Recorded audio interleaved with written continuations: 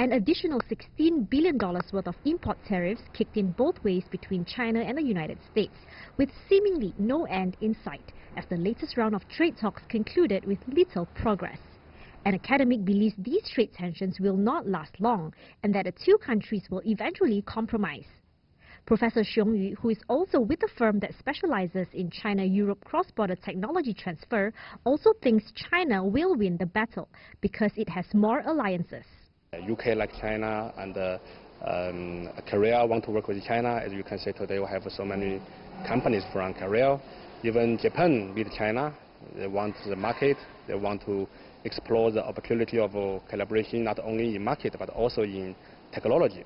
So US may lose allies if they still keep fighting in the war, in the trade war.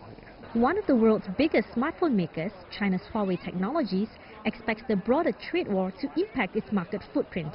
But the firm believes its development of 5G technology, one of its key focuses for future growth, will remain unharmed. See, China is a huge market. There, if you look at the base station numbers in LTE, that trigger almost 3 million. I think this is fair enough to, feed the vendors like Huawei. I don't think we have a zero market share in the United States. So this kind of a trade war, there is some influence, but not so much. Yeah. Huawei says its self-made chips and core technology, the Kirin processor for handsets and high silicon chips for its base stations, will buffer it against any external supply shocks. China has called for a sense of urgency in boosting its capacity to build core technology for the information and communication industry.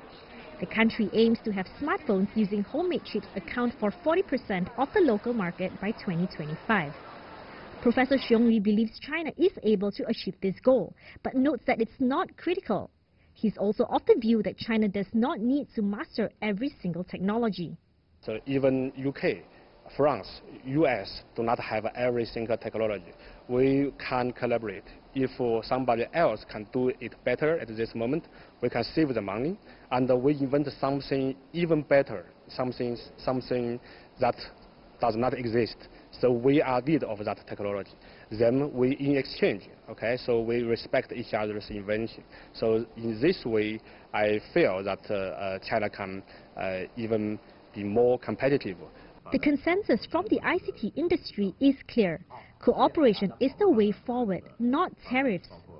Only by international cooperation, the consumers can get, qualified services, good products, and a reasonable price.